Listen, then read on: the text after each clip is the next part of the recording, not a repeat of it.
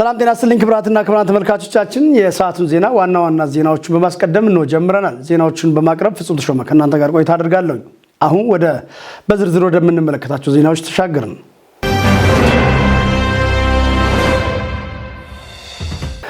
በቦንጋ ከተማ ለሚገነባው የፌዴራል መንግስት ልዩ ሁለተኛ ደረጃ ትምህርት ቤት ግንባታ የመሰረት ድንጋይ ተቀመጠ።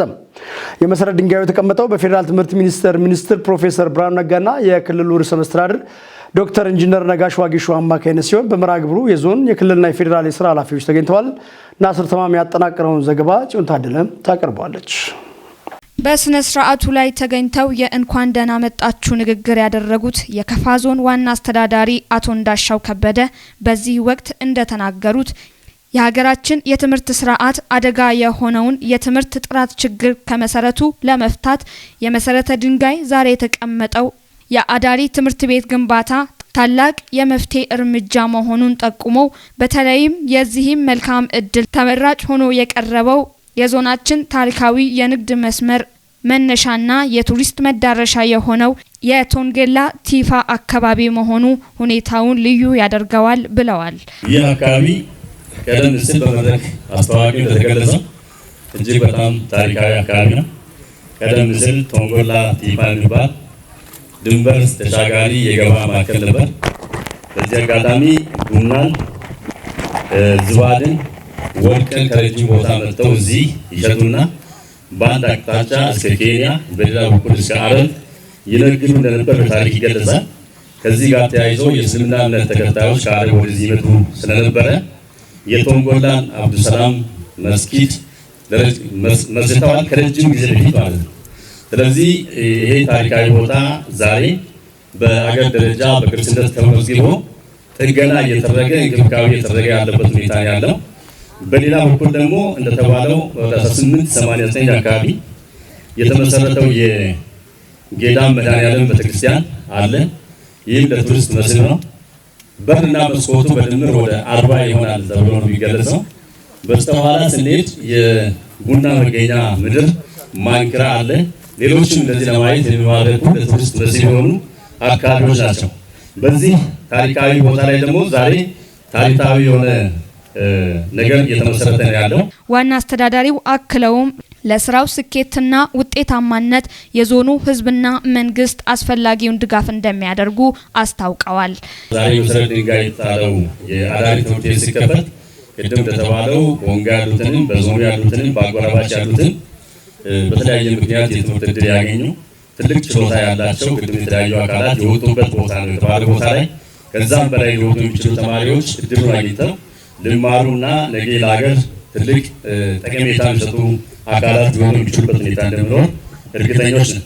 ስለዚህ እድሉን የሰጡን አካላት ዳግም እያመሰገን ትምህርት ቤቱ ተጀምሮ እስከሚጠናቀቅ እኛ ህብረተሰቡን በማስተባበር ለዞን መንግስት የበኩላችንን ድጋፍ የምናደርግ መሆናችንን በታላቅ አክብሮት እየገለጽ የደቡብ ምዕራብ ኢትዮጵያ ህዝቦች ክልላዊ መንግስት ርዕሰ መስተዳድር ዶክተር ኢንጂነር ነጋሽ ዋጌሾ በበኩላቸው የትምህርት ስርዓቱን ለማሻሻል ባለፉት ዓመታት በፌዴራልም ሆነ በክልል ደረጃ ብዙ ስራዎች ሲሰሩ መቆየታቸውን አመላክተው የዛሬው የመሰረተ ድንጋይ መርሃ ግብርም የዚህ አካል እንደሆነም ገልጸዋል። ባለፉት ጊዜያት አጠቃላይ የኢትዮጵያ ትምህርት ስርዓት ውስጥ እየተካሄዱ ያሉ በርካታ ጥረቶች ቢኖሩም ነገር ግን ከጊዜ ወደ ጊዜ በርከት ያሉ ጥገናዊ ለውጥ የሚፈልጉ መሰረታዊ ለውጥ የሚሹ ችግሮች ተጋርጦበታል፣ ተግዳሮቶች ገጥመውታልና ይህንን ማረም ማስተካከል አለብን ተብሎ በቅርቡ በመንግስት ደረጃ ልዩ ትኩረት ተሰጥቶ በርካታ ስራዎች እየተሰሩ ይገኛሉ። የትምህርት ስርዓቱ ስብራት በባህሪው ዘርፈ ብዙ ነው። ከመሰረተ ልማቱ፣ ከትምህርት ካሪኩለም ይዘቱ፣ ከመዘና ስርዓቱ፣ ከፈተና አስተዳደሩ፣ ከመምህራን ልማቱ ወዘተ ቀጥታ ግንኙነት ያለውና እነዚህን ሁሉ አንድ የጋራ ማዕቀፍ አበጅቶ መፍታት ሲቻል መፍትሄ የሚገኝለት ቢሆንም በተለይ ደረጃቸውን የጠበቁ ትምህርት ቤቶች በየአካባቢው ያለመኖር እንደኛ አይነት ደግሞ ታዳጊ በሆኑ ክልሎች አካባቢ የትምህርት ቤቶች በቁጥርም የተለያየ ፍላጎትን ማሟላት የሚችሉ ተቋማትም በብቁ መምህራን የታነጹ የተሟላ የትምህርት ቤት ቁሳቁስ የተደራጁ ያልነበሩበት አካባቢ ነው።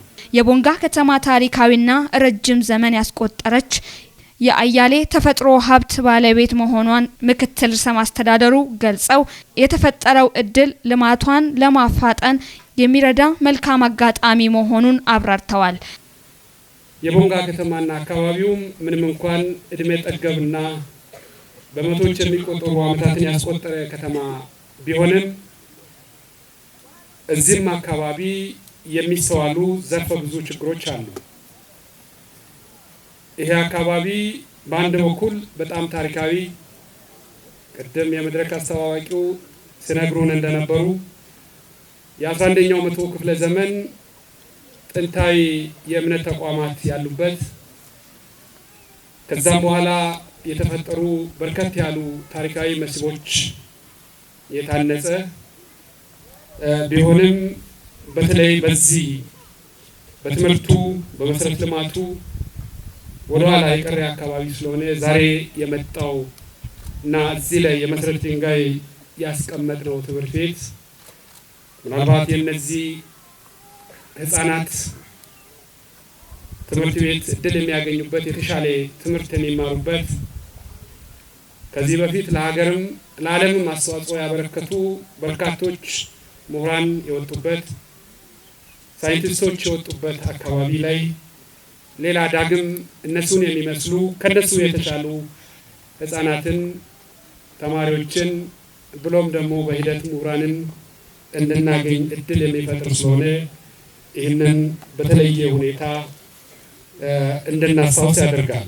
የዕለቱ የክብር እንግዳ የፌዴራል ትምህርት ሚኒስትር ፕሮፌሰር ብርሃኑ ነጋ በዚህ ወቅት እንደተናገሩት ፕሮጀክቱ ያስፈለገው የኢትዮጵያን ትምህርት ስርዓት ለማሻሻል እንደሆነ ጠቁመው ግንባታው ሲጠናቀቅ ከመላው ሀገሪቱ በ8ኛ ክፍል ፈተና ውጤታማ የሆኑ ተማሪዎችን በአዳሪነት ተቀብሎ የሚያስተናግድ የትምህርት ተቋም ይሆናል ብለዋል። ይሄ ፕሮጀክት ከ8ኛ ክፍል በጣም ከፍተኛ ውጤት ያመጡ የኢትዮጵያ ልጆችን በሙሉ ሰብስቦ እኛ መጀመሪያ ስናስብ ወደ 50 አዳሪ ትምህርት ቤቶች ነበር ያሰብነው። የአቅም ጉዳይ ሆነ ጥያቄ ያደረገ ነው እንጂ አንዱ የመጀመሪያው ዙር ፍላጎታችን ሁሉም ክልል ውስጥ አንዳንድ የዚህ አይነት አዳሪ ትምህርት ቤት ለመስራት ነው ሀሳቡ የተጀመረው። ይሄ በጣም እየተወሳሰበ ያለ ዓለም እያደር በጣም ብዙ ውስብስብ ያሉ ችግሮች ያሉበትን ዓለም የሚያሳልፉን ችሎታና ብቃት ያላቸው መሪዎች ያስፈልጉናል። የተቋሙ ግንባታ በ2 ወር ውስጥ ይጀመራል ያሉት የትምህርት ሚኒስተሩ በአንድ አመት ተኩል ውስጥ ተጠናቆ የ9ኛ ክፍል ተማሪዎችን ማስተማር እንደሚጀምር አስታውቀዋል። እንደ ከዚህ በፊቱ የፖለቲካ ምርጫ ጊዜ የመሰረት ድንጋይ ያስቀመጡ መሄድ የለም። በእርግጠኛነት ነግራችሁ በ2 ወር ውስጥ የዚህ ትምህርት ቤት ኮንስትራክሽን ይጀምራል። የዚህ ትምህርት ቤት ኮንስትራክሽን በ2 ወር ጀምሮ በአንድ አመት ተኩል ውስጥ ያልቃል። እኛ ተስፋ የምናደርገው የመጀመሪያውን 250 9ኛ ክፍል ተማሪዎች እናስጀምራለን። በስነ ስርዓቱ ላይ አግኝተን ያነጋገርናቸው የአካባቢው ነዋሪ እንደገለጹት በተሰጣቸው እድል በጣም መደሰታቸውን ገልጸው ለተግባራዊነቱም አስፈላጊውን እገዛ እንደሚያደርጉ አስረድተዋል። በጣም ደስታ ነው ተሰማኝ። አይቼም ማላውቀው በዚህ 82 ዓመቴ አይቼም ማላውቀው ነገር ነው ያየሁት። በጣም ደስ የሚል ነው። በጣም ደስ ይላል። ለምሳሌ ምንድነው ይሄ ማለት ምን ማለት ነው? ይሄ አገሪቷ ገና የቦንጋ ህዝብ ገና የቦንጋ ትውልድ እንደገና የተወለደበት ቀን ማለት ይቻላል። ስለዚህ አሁንም ቢሆን እኮ ቀጥሎ ሀገራችን ከፍተኛ ምሁሮች ስለሚመጡ ወደ ኋላ የቀረችዋን አገር ወደፊት ለማስቀጠል ያደረጉት ጥረት በጣም ነው ደስ የሚለው። ስለዚህ አሁንም ቢሆን ይቀጥል። አሁንም ቢሆን ይኸው እኛ አለን። የሀገር ሽማግሌ በምናደርገው ነገር እናደርጋለን፣ በምንችለው ነገር እንረዳለን። በአስተያየት፣ በገንዘብ፣ በጉልበት ሁሉም ነገር እንሰጣቸዋለን፣ እንደግፋቸዋለን። መምህርና የአካባቢው ተወላጅ የሆኑ አስተያየት ሰጪ ደግሞ የሚከተለውን አስተያየት አጋርተውናል። እንደ መምህር ሲመለከት ላለብን የትምህርት ችግር ለትምህርት ጥራት ችግር ይሄ አንድ ግንባታ ይሆናል ብዬ ነው የምገምተው። የተማሪዎችን ሞራል የሚገነባ ከመነሻው ነው። የተማሪዎችን ሞራል የሚገነባ የወላጁ ሞራል የሚገነባ ሆኖ ነው የሚገኘው። በጣም ትልቅ ፋይዳ ያለው ተቋም ነው እና ይሄን ተቋም ለማስከድ እኔ እንደ መምህር አብሬ ስራውም ሲጀመር በመገኘት አስፈላጊዎችን ድጋፎች በግሌ ማድረጋለሁ። ሌሎች አካላቶችም እንዲያደርጉ ህብረተሰቡን በማስተባበር ጥረት አደርጋለሁ የሚል ግምት አለኝ። የአፈር ጤንነት ለሀገር ህልውና በሚል መሪ ቃል ዞን አቀፍ የተቀናጀ የተፋሰስ ልማት ስራ በከፋ ዞን ጎባ ወረዳ ሸዳ ቀበሌ በይፋ ተጀምሯል። በዘንድሮ የተቀናጀ የተፋሰስ ልማት ከ68000 ሄክታር መሬት በላይ በዞን ደረጃ እንደሚለማም ታውቋል። ለዝርዝሩ ሀብታሙ ለስላሴ። እንደ ሀገር የተፋሰስ ልማት ስራዎች ከተጀመሩ ዓመታትን አስቆጥረዋል ያሉት ኃላፊም በወረዳ በየዓመቱ ንዑስ ተፋሰሶችን በማዘጋጀት አርሶ አደሮችን ተሳታፊ በማድረግ በርካታ ለውጦች ተገኝተዋል ብሏል። የኛ መሬት በብዛት ሲነገር በተለያዩ መድረኮችና ብዙ ቦታዎች ላይ ሲነገር ለምና ለምለም የሚለውን ልዩነት ያለማወቅ የሚፈታተንበት ጊዜ ነበር። ስናየው ለምለም ነው። ለምነቱ ግን ምን ያህል ነው ተብሎ ሲጠና በግብርና ሚኒስቴር በተለያዩ መንግስታዊ ባልሆኑ ድርጅቶች ጥናት ይህ አካባቢ ለምለም ነው፣ ግን ለምነቱ እየተጎዳ ነው። ምክንያቱም ምንድነው? ከፍተኛ አመታዊ የዝናብ መጠን በመኖሩ መሬት ውስጥ መኖር የሚገባቸው ንጥረ ነገሮች በተለያየ መንገድ እየታጠቡ እየጠፉ ያሉበት ሁኔታ ስላለ ለው ላይ የበቀለ ያለውን አረንጓዴና አረም ብቻ በመመልከት ውስጡ ያለ ነገር ተከል እየጠፋ መሆኑን አይረዳ። አሁን አንዳንድ አካባቢ ላይ ደረቅ የሚመስሉ ከፍተኛ የዝናብ መጠን የሌላቸው አካባቢዎች በአመት አንዴ የሚመጣውን ዝናብ በመጠቀም በሰሜኑ ክፍል ላይ ከፍተኛ ምርት የማምረት እድል ያገኛሉ። በተለይ አዝርዕት ሰብሎች ላይ ማለት ነው። የዛ ጊዜ ምንድነው ልዩነቱ? ውሃ የማጣት ጉዳይ ብቻ ነው እነሱ ጋር። ሌሎች ንጥረ ነገሮች በሌላ ምክንያት በውሃ መጠን አይጠፉም ማለት ነው። ስለዚህ ያንን ልዩነት ይዘው የአፈርና ውሃ ጥበቃ ስራ መንግስት ለምንድነው የሚያሰራ? እንደውም መቀበሪያ በሆነለት የሚል ሂሳብም ከመጀመሪያ የነበረበት ነባራዊ ሁኔታ አለ። በኋላ በሂደቱ ለውጡን ውጤቱን እያየ እየለመደ በየተለያየ ጊዜ በባለሙያዎቻችን እስከ ታችኛው እስከ ልማታዊ ቡድን ድረስ የሚሰጠውን ግንዛቤና እውቀት በመያዝ ቀኑ መቼ ይደርሳል የሚል ጉጉት ላይ ደረሰበት። ይሄ ስልጣኔ አንዱ ምልክት ነው፣ የእውቀት መጨመር ምልክት ነው፣ የውጤትን በተግባር የማየት ምልክት ስለነበረ አርሶ አደሮቻችን በዚህ መንገድ እየተቀየሩ መጥቶ መቼ ነው ተፋሰስ ልማት አንድ አጀንዳ ለራሱ ብቻም ሳይሆን ሌሎች አጀንዳዎችን ማሳኪያ መሳሪያም ስለሆነ ቆየብን ሁሉ እስከ ማለት ድረስ አሁን የደረሱበት ሁኔታ ስላለ በራሳቸው እየበቁ የመጡበት ሁኔታ አለ። መንግስት በዚህ ልክ ሲደግፍ እነሱ ነው ይሄንን የተረዱ ያሉበት ሁኔታ አለና የዞኑ ግብርና አካባቢ ጥበቃና ህብረት ስራ መምሪያ ኃላፊ አቶ ጋዎ በዞኑ የሚስተዋሉ የመሬት መራቆትን ለመቅረፍ የተፈጥሮ ሀብቶችን ጠብቆ ለማቆየት የተዘጋጀ የተፋሰስ ልማት ስራዎችን ሲተገብሩ ቆይቷል ብለዋል። አፈርና ውሃ ጥበቃ ስራ ትልቅ ዋጋ ያለው እንደ ሀገር እንደ ዓለም የታመነ ብዙ ውጤትም ሊያስቆጥር የሚችል የግብርና ስራ እንደምታወቀው ከእግዚአብሔር በታች ለምድራዊ ስኬት፣ ለኢኮኖሚ፣ ለሰው ማህበራዊ ጉዳይና ተሳክተው የመኖር ጉዳይ ማረጋገጫ መሳሪያ ነው። ተፈጥሮን መጠበቅ ብቻም አይደለም፣ ማልማት ብቻም አይደለም፣ መጠቀምም ያስፈልጋል። ከመጠቀም በላይ ደግሞ ለቀጣይ ትውልድ ማስተላለፍ መብትና ግዴታ የተጣለበት አካል ነው አሁን ያለው ትውልድ ማለት ነው። ይህ ትውልድ ደግሞ አፈርና ውሃን ጠብቆ የማይሄድ ከሆነ አየር ንብረት ለውጥ የሚያመጣቸውን አደጋዎች መቋቋም የሚችል ግብርናን መመስረት ስለማይቻል ይህን ስራ ሰርቶ የአየር ንብረት ለውጥ የሚያመጣቸውን አደጋዎች መከላከል ወይም መቋቋም የሚችል ክላይሜት ስማርት አግሪካልቸር ማስገድ አስፈላጊ በመሆኑ ታምኖ ለ13 ዓመታት የተሰራ ስራ ነውና ከዚህ ጋር ተያይዞ በዞናችን በዚህ ዓመት ውስጥ የተሰበሰቡ ልምዶችን በመያዝ ከዚህም በፊት በነበረው ማህበረሰቡ የራሱ የሆነ ዕውቀት የራሱ የሆነ አቅም የራሱ የሆነ ልምድ ያለው ከመሆኑ ጋር ተያይዞ ጤፍ በሚዘራበት ጊዜ የሚሰራቸው የአፈር እርከኖች ነበሩት። ማሳ ላይ እህልም አረምም ከተመነጠረ እንዲሁ ዝም ብሎ ከማሳ አውጥቶ የሚጥል ማህበረሰብም አልነበረም። በእነኛ በተረፈ ምርቱም ይሁን በሚነሱ ሳሮች ሁሉ እርከን የሚሰራ ማህበረሰብ ነው። ከዚህም ባሻገር የመሬት ገባ ወጣነት ወይም ስሎፕ ከፍ ባለበት ቦታ ላይ የራሱን መንገድ ተጠቅሞ እርሻ የሚያርስ ነው። ከዚህ ጋር ተያይዞ እነኚህን ልምዶች በማዳመር በተለያየ ምክንያት የተጎዱ መሬቶችን በአፈርና ውሃ ጥበቃ ስራ እንኳን ሰብል እንኳን ምርታማነት ማረጋገጥ አረም እንኳን ማብቀል የማይችሉ አካባቢዎች መልሶ አረንጓዴ እንዲለብሱ ተመልሶም እዛ ቦታ ላይ የተሰሩ ምርቶች የምርት ለውጥ የታየበት ስራ ከመሆኑ ጋር ተያይዞ ህብረተሰቡ የተሻለ ግንዛቤ ላይ ያለበት ነው። ባለሙያ የተሻለ ልምድ የቀሰመበት ስራ በመሆኑ ልክ እንደ ዓመት በዓል በምኞት በጉጉት የሚጠብቁት በዞኑ ምርትና ምርታማነትን ለማረጋገጥ የአፈር ጤንነትን የሚያስጠብቁ ተግባራት መፈጸሙንም ተናግሯል። ፋዞን በገባ ወረዳ ያስጀመርነው 12ቱ የገጠር ወረዳዎች 297 ቀበሌዎች በ297 ንዑስ ተፋሰስ የሚያስጀምሩት ስራ ነው ማለት ነው። ከዚህ ጋር ተያይዞ በትላንትና ዕለት ወደ 194 ቀበሌዎች በ11 ወረዳዎች ላይ ጀምሯል። በዞናችን አንድ ወረዳ ግንቦ ብቻ ነው ያልጀመረው። ይሄውም ከስራ ካለው ልምድ አቅም ዕውቀትና ጉጉት አኳያ ቅድመ ዝግጅትን 100% ስላላጠናቀቁ ላጠናቀቅ በሚል ሐሳብ የቀረ አንድ ወረዳና ቀሪ 103 ወረዳዎች ናቸው። ሁላቸውም ከዛሬ ቀጥሎ እስከ 25 ባለው ሁሉም ቦታ ላይ የሚጀመር ነው ማለት ነው። መልእክታቸውንም አስተላልፈዋል። ከዚህ በኋላ ግን የኛ ድጋፍ ምንድነው የሚሆነው? ከስራው ባሻገር የተሰራው ስራ መጠገን አለበት፣ እንክብካቤ ያስፈልገዋል። ስነ አካላዊ ስራ ደግሞ በስነ ህይወታዊ ወይም ባዮሎጂካሊ መደገፍ አለበት።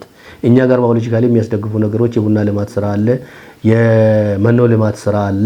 ፍራፍሬ በደንብ ሙዙን፣ አቮካዶን፣ ማንጎን እነኚህ በተሰሩ ፊዚካል ስትራክቸሮች ወይም ስነ አካላዊ ስራዎች ጋር አስደግፈን ስንወስደው አንደኛ መሬቱ ሳይባክን ሌሎች ተጨማሪ ስራዎች በጎን እንሰራለን።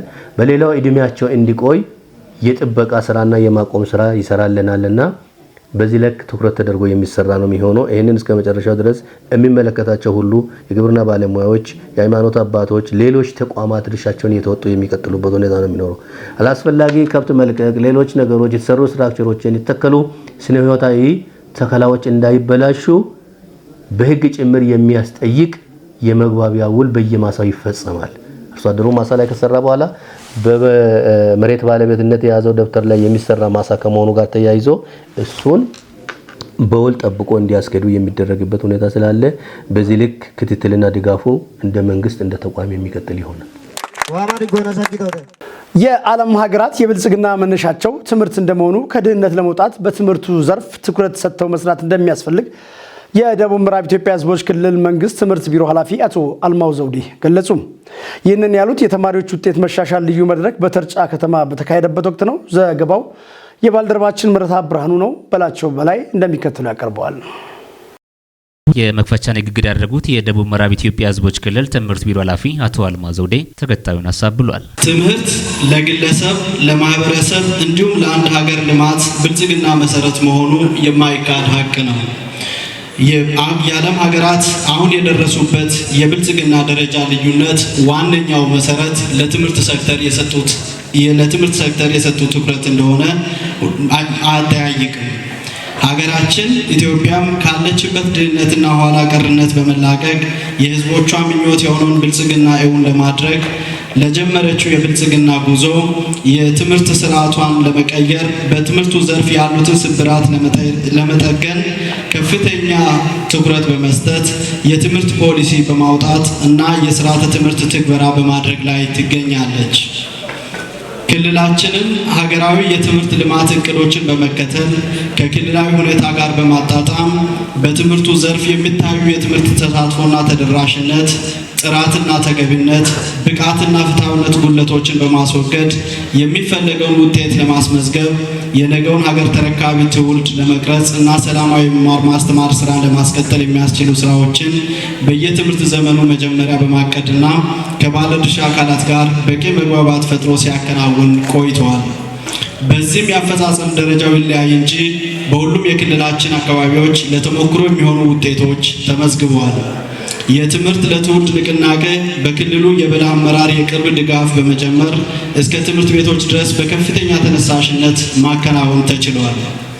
የገጠመንን ለአብነትም የትምህርት ቤቶችን መሰረተ ልማት ለማሻሻልና ለመጽሐፍት ህትመት የገጠመንን የበጀት እጥረት በህብረተሰቡና በትምህርት ባለድርሻ አካላት ተሳትፎ ለማሟላት የሚያስችል የሀብት የማሰባሰብና እድሜያቸው ለትምህርት የደረሱ ህፃናትን ወደ ትምህርት ገበታ ለማምጣት የመማር ማስተማር ስራን ሰላማዊ በሆነ መንገድ ለማስቀጠል ትምህርት ቤቶችን ማዕከል ያደረገ ጠንካራ ድጋፋዊ ክትትል ስራዎችን ለማካሄድም ጥረቶች ተደርገዋል። ይሁን እንጂ ዛሬም በክልሉ የተመዘገበው የተማሪዎች ተሳትፎ ስናይ ዝቅተኛ መሆን ለአብነትም ወደ 1,073,000 ያክል ተማሪዎች ወደ ትምህርት ቤት ለማምጣት አቅደን ከ774,000 በላይ ተማሪዎችን ማምጣት ያለመቻላችን የመማሪያና ማስተማሪያ መጽሐፍት የትምህርት ግብዓቶች አቅርቦትና አጠቃቀም ጉድለት የትምህርት አመራርና የትምህርት ስራን በተጠያቂነት መንፈስ ወስዶ ያለመምራት የብሎክ ግራንት በጀት ያለመመደብና ወቅቱን ጠብቆ ያለመውረድ ለጎልማሶችና መደበኛ ያልሆነ ትምህርት የሰጠነው ትኩረት በቂ ትኩረት ያለመስጠት የትምህርት ባለሙያና አመራር ከበጀት እጥረት ጀምሮ የተለያዩ ሰበቦችን በመደርደር ተከታታይነት ያለው ድጋፍና ክትትል ያለማድረግ አገር በቀል የትምህርት ቤቶች ምገባ ፕሮግራም ለመተግበር የተጀመረው ንቅናቄ በተገቢው መንገድ ዓላማውን ተረድቶ ያለመፈጸም የተማሪ ውጤት ለማሻሻል በሚደረገው ትጋት ልክ ከተማሪው ወላጅ እስከ ቤተሰብ ጀምሮ ያለው የስራውም ሆነ የውጤቱ ባለቤቶች በቁርጠኝነት ያለ መስራት እንደየትምህርት ቤቱ ተጨባጭ የትምህርት ውስጣዊ ብቃት ለማሻሻል የተለያዩ አማራጮችን ዘርግቶ ያለመፈጸም ጉድለቶች በፍጥነት ማረም ይጠበቅብናል። አሁን በያዝነው የትምህርት ዓመት የ8ኛና የ12ኛ ክፍል ክልላዊና አገር አቀፍ ፈተና ተፈታኝ ተማሪዎች ልዩ ድጋፍና እገዛ ተደርጎላቸው ውጤታቸው ተሻሽሎ 50%ና ከዚያ በላይ በማምጣት ወደ ከፍተኛ ትምህርት የማለፍ ምጣኔ ለማሻሻል ብሎም ከገጠሙን የውጤት ስብራት ለመውጣት በክልሉ የሚገኙ መካከለኛና ሁለተኛ ደረጃ ትምህርት ቤቶች ከትምህርት ጥራት አንጻር ከሚመለከታቸው ባለድርሻ አካላት ጋር በመሆን የተማሪዎችን ውጤት ማሻሻል ታሳቢ ያደረገ መድረክ ነው ተብሏል። የክልሉ የትምህርት ልማት ተግዳሮትና ቀጣይ አቅጣጫ ላይ የተዘጋጀ ሰነድ በቢሮ ምክትል ኃላፊና የመማር ማስተማር ሚዘና ዘርፍ ኃላፊ በሆኑት ዶክተር ደስታ ገነሜ ቀርቧል። በሰነዱ ዝርዝር ዓላማ ተብሎ ከተቀመጡት መካከል በየደረጃው ያለ አመራርና ባለሙያ፣ የትምህርት ቤት አመራር፣ መምህራንና ተማሪዎች ከትምህርት ማህበረሰቡ ጋር ጠንካራ ውይይት በማድረግና ለተማሪ ውጤት መሻሻል ሁሉም የበኩሉን ሚና እንዲወጣ ማስቻል፣ መምህራን ለተማሪዎቻቸው የላቀ ውጤት መመዝገብ የሚጠበቅባቸውን ተግባርና ኃላፊነት እንዲወጡ ጠንካራ ድጋፍና ክትትል በማድረግ በከፍተኛ ደረጃ እንዲጨምሩ ማስቻል ሲሆን፣ ወላጆች በልጆቻቸው የትምህርት ውጤት አስፈላጊውን ድጋፍ እንዲያደርጉ ለማስቻል የሚሏቸው ይገኙበታል። በቀረበው ሰነድ ላይ ተሳታፊዎች ሀሳብ አስተያየታቸውን ሰጥተዋል። ለቀረቡ ጥያቄዎችና አስተያየቶች መድረኩን የመሩት የክልሉ ረዳት የመንግስት ተጠሪ አቶ በላይ ተሰማ፣ የትምህርት ቢሮ ኃላፊ አቶ አልማው ዘውዴና የክልሉ ምክር ቤት ዋና አፈ ጉባኤ አቶ ወንድሙ ኩርታ ምላሽና ማብራሪያ ተሰጥቶበታል።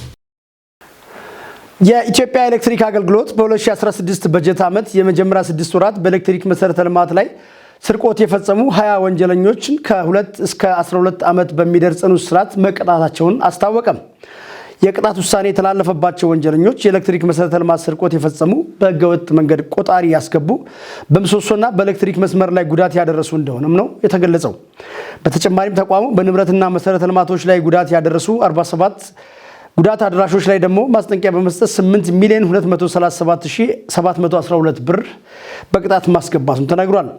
ከዚህ ውስጥም 5,526,407 ብር ለተቋሙ ገቢ እንዲሆን ማድረግ መቻሉም ነው የተነሳው።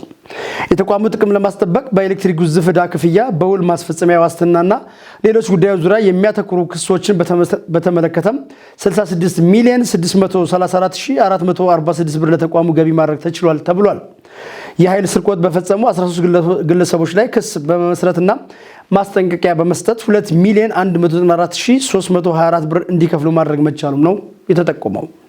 ተቋሙ ባለፉት 6 ወራት የገንዘብ መጠናቸው 1,124,730,417 ብር የሆኑ 509 ክሶች ላይ ክትትል ሲያደርግ መቆየቱንም አንስቷል። ከዚህ ውስጥ የገንዘብ መጠናቸው 98,142,911 ብር የሆኑ 120 ክሶች ውሳኔ እንዲያገኙ መደረጉ ከተቋሙ ያገኘነው መረጃ ያመለክታል ሲል ፋና ብሮድካስቲንግ ኮርፖሬት ዘግቧል።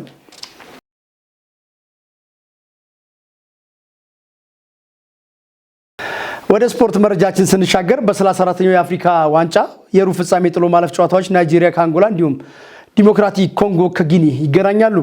ወደ ግማሽ ፍጻሜ ለማለፍ በሚደረገው ጨዋታ ናይጄሪያ ከአንጎላ የሚያደርጉት ጨዋታ ምሽት 2 ሰዓት ላይ የሚጀመር ሲሆን በአቢጃን ፌሊክስ ሆፌት ስታዲየም ይደረጋል። ሁለቱ ቡድኖች በታሪክ 10 ጊዜ ተገናኝተው ናይጄሪያ በ3ቱ እንዲሁም አንጎላ በ2ቱ ሲያሸንፉ 5ቱ ጨዋታዎች ደግሞ በአቻ ውጤት ተለያይተዋል። በተመሳሳይ ጨዋታ መርሃ ግብሮች ምሽት 5 ሰዓት ላይ ዲሞክራቲክ ኮንጎ ከጊኒ በአላሶን ኦታራ ስታዲየም ጨዋታቸውን ያደርጋሉ። ዲሞክራቲክ ኮንጎ ግብፅን እንዲሁም ጊኒ ደግሞ ጊኒ ቢሳውን በማሸነፍ ሩብ ፍጻሜውን መቀላቀላቸው ይታወሳል።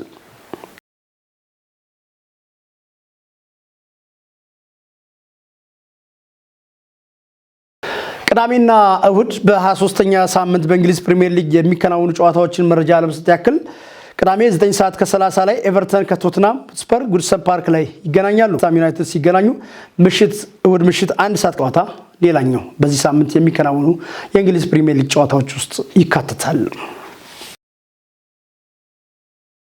ክቡራትና ክቡራን ተመልካቾች ለዛሬ ከክፋ ቴሌቪዥን ያዘጋጀነው ዘገባ የተከታተላችሁትን ይመስል ነበር። ከቀሪ የክፋ ቴሌቪዥን ፕሮግራሞች ጋር እንድትቆዩ ጋበዝኳችሁ። ዜናውን ይዞ በመቅረብ ፍጹም ተሾመ ከእናንተ ጋር ቆይታ አደረግኩ። መልካም ጊዜ